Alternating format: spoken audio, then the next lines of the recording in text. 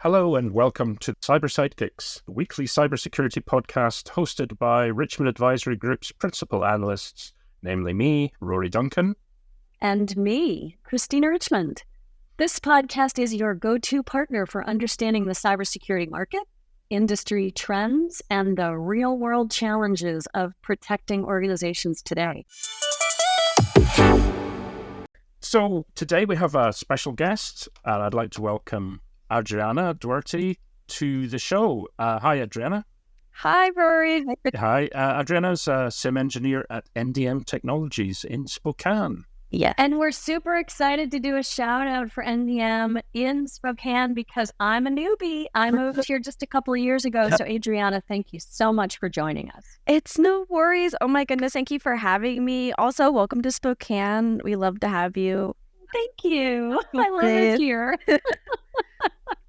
Yeah, you're making me jealous. It sounds like a great place to come visit. So I hope to one day. Adriana, great to have you on. Tell us a bit about what you do, what keeps you up at night, what things are happening in the world of cyber for you at the moment, and your perspective on what's going on. Yeah, of course. So I work for NDM Technologies. I am a SIM engineer. When I say SIM engineer, people who may be listening, if you're kind of unfamiliar with what a SIM is, it stands for Security Information and Event Management System. All it really is a centralized server or program that aggregates, takes in logs from all kinds of devices on a network, right? So we're talking firewalls, workstations, domain controllers, all kinds of things, right, that you're going to want to see. And then, it, of course, aggregates that information. It'll index that, and it'll, of course, alert on certain activity if you tell it to.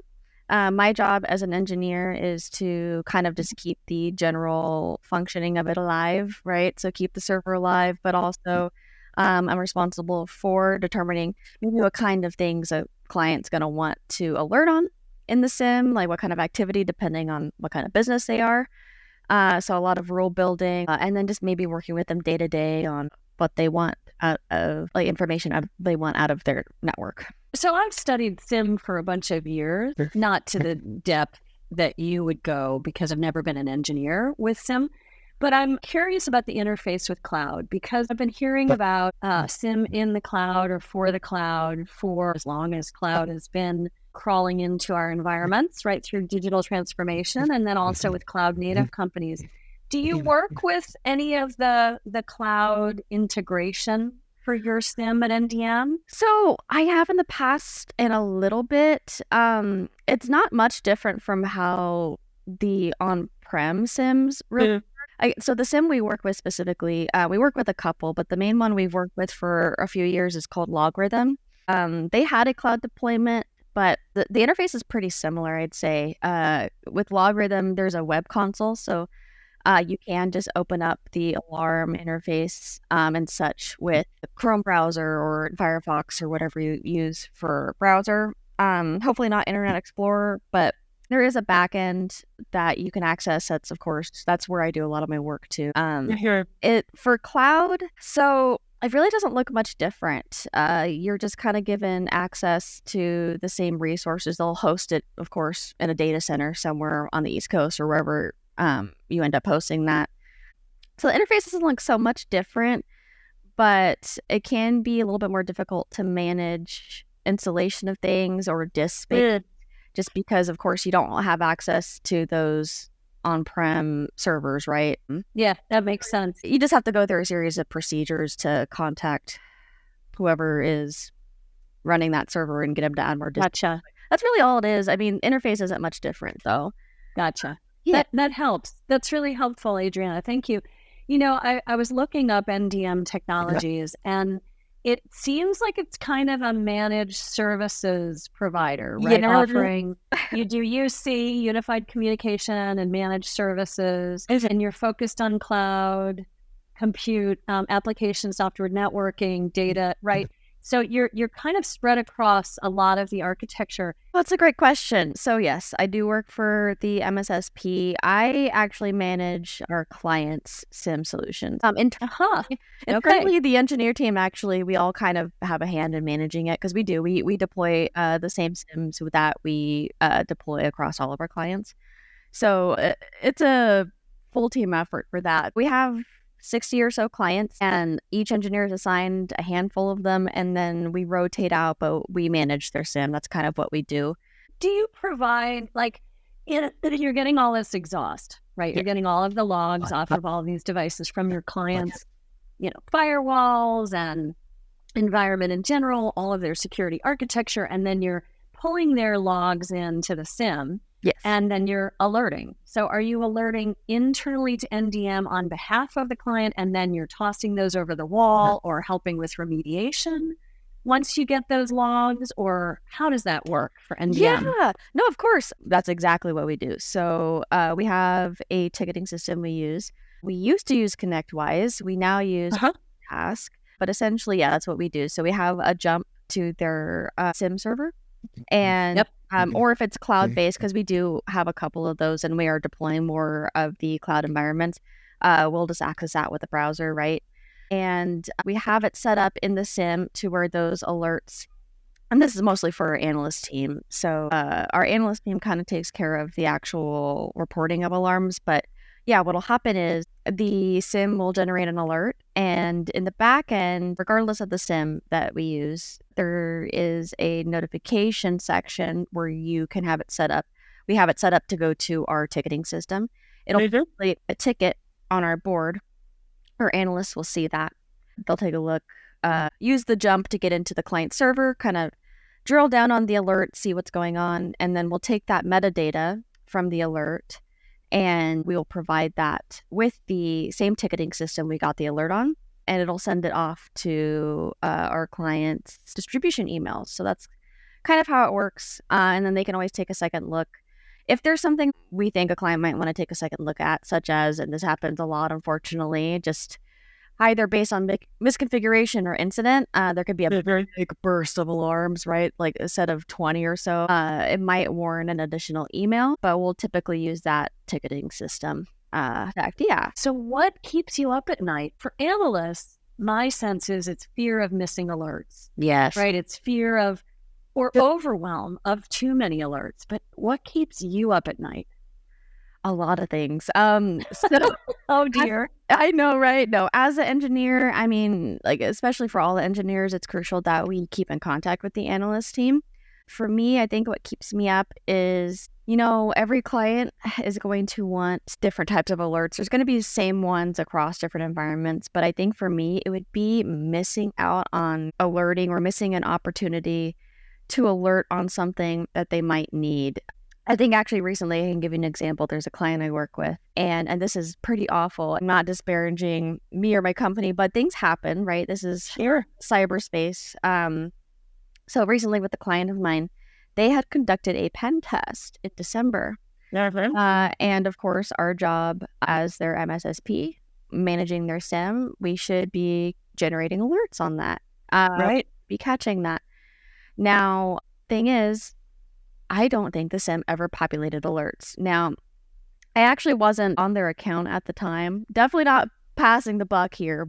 I wasn't actually their engineer at the time. But I mean, we all have a shared responsibility to make sure it's functional. Each client is functional. So yeah, we did not catch that. And I had a meeting with them a couple of days ago, and they're like, yeah, by the way, they chose the end of the meeting to say this. Dear. Yeah, they were like, so we did a pen test in December and you guys did not generate any alerts. And here's the funniest part was they were using something called Varonis, which populates alerts. I believe they do some sort of alerting like a SIM. So Varonis caught something. The pen testers were able to carry out a DC sync attack, which is essentially an AD replication attack. And you can steal credentials that way. It was able to catch that. Funny thing is, we were ingesting logs via their SIM from their Varonis that populated an alert, yet our SIM did not populate the alert. Oh, no. That was... But I mean, what you said is is correct, right? Things happen. Yeah. Because, I mean, this is not automated, all of it. A lot of it requires an engineer like yourself, and it requires the knowledge that a company is going to do something. So left and right hands have to talk to each other about the pen test, right? Yeah. That's funny. No, that's funny that Veronis actually caught it and you were able to alert on it, but not through your own logarithm. Yes. Sim. Isn't that crazy? It was definitely a learning experience. So I've been looking into that, building out new alarm rules based not just on the Veronis logs, but in general. It basically is requiring me to do kind of an audit of the alarms in their environment and see what I need to build. It's been fun. Right. And then figuring out where else you need to apply it with other customers, I'm sure. Absolutely. No, it's definitely been a learning experience because I can now say, hey, what other clients do I need to audit this? You know, like which ones are going to need for me to do a full scale review of their alarms. Great. So, Adriana, I just wanted to ask, how have you seen things evolve in terms of needs, but also challenges from clients over time? We often talk about how buyers or service users' requirements do change depending on the nature of their own infrastructure, their own business or whatever. How have you seen SIM evolve since you've been doing this? Oh, absolutely. So the biggest change I'd say is definitely that move to cloud-based solutions. That's a huge thing, right? Pushing everything to the cloud. So a lot of our clients have been interested in that, and we do offer that now, I'd say. So Logarithm, which was the main SIM we worked with, was actually bought out by a company called Exabeam. So Exabeam has kind of been taking over, and there's been a few times where there were certain cloud products that were kind of axed and thrown out. Ultimately now, we're starting to deploy a cloud-based SIM with Exabeam, and it's just Exabeam SIM. So a lot of our clients have been pushing for moving to an Exabeam instance. And, a lot of it probably has to do with budgeting reasons, right? So they're not going to have to get their own hardware server or have their own AWS instance. They can just throw it to us, and then us working with Exabeam, they'll have their SIM on the cloud, and then we manage it. So it's a lot probably simpler and more budget friendly in that aspect. But I see a lot of change and push for cloud solutions. We still can be difficult because sometimes we don't have as much access to the back end, and there can be things like permissions issues if a new account is made. There's a lot that goes into it, but I'd say pushing towards cloud solutions. And then, of course, a lot of them want more automation. So a lot of our clients, they come from different backgrounds. We do healthcare, educational campuses, like colleges, all kinds of businesses, and each one's going to have a very knowledge of kind of how things work. They want a degree of automation. They want to throw it to us and be like, hey, we want you to do pretty much all the legwork, right? This is your guys' job. Please just make sure my stuff is working. That's kind of what they want. So, I'd say push to cloud, and a lot of automating certain tasks in the SIM. Mm-hmm. That's really interesting, Adriana, to get your perspective. And as we talked about earlier, we like to talk with people who are doing this on a day-to-day basis. The sidekicks, the tinkerers, those that are doing the job on a day-to-day basis, because that's the reality of the work in this field. So thanks for your perspective. It's really interesting, and I appreciate you managed to sort out your PC so you could get on. And I was on mute there. Hopefully you didn't hear the cat. No, she was. So she's eaten, and then I've let her back in the office. So she's lying down, cleaning herself. So she's grooming. But it's that thing. I know dogs do it. You know how they groom themselves? They lick, and then they kind of they put their face in their fur, and they're like, yeah. We didn't actually get. Those we are didn't wonderful actually sounds. get to hear them. So thanks again, Adriana. I'll put the details and give a shout out to your company and so on in the show notes so people can get in contact with you if they're interested. But I appreciate you taking the time. Thank you for that. And thanks for being a guest on the Cyber Sidekicks podcast. Thank you. It's been so much fun, honest. I'm sorry, Christina, I didn't mean to interrupt you.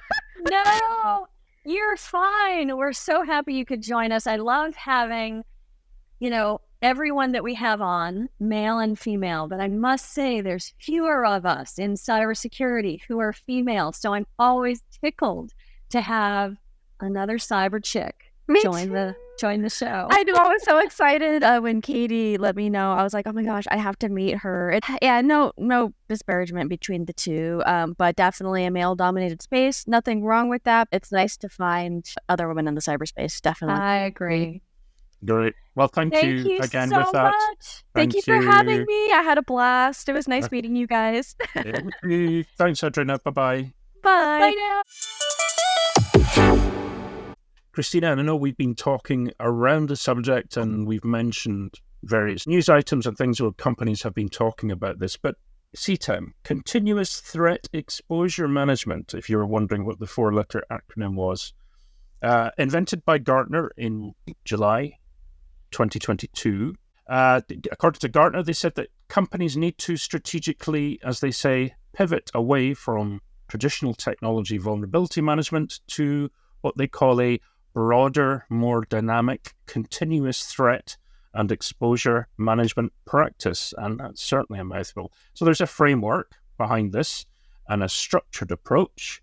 And I know it involves multiple technologies and processes, which are grouped into several categories, with CTEM providing this kind of program governance.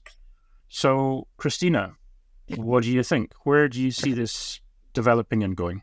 Yeah, so thank you to Gartner for giving us yet again a new acronym. And while I think it's a really worthwhile framework, and I am truly grateful, I have friends at Gartner, it also adds confusion.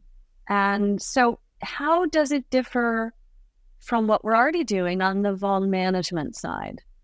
Well, essentially, just to make it very layperson friendly, vulnerability scanning, vulnerability management is kind of at the reactive end of things. Yes, you do it continuously. Yes, you're looking at CVEs and CVSS to coordinate where you might have vulnerabilities that you're finding in your environment. But it's the known vulnerabilities mostly.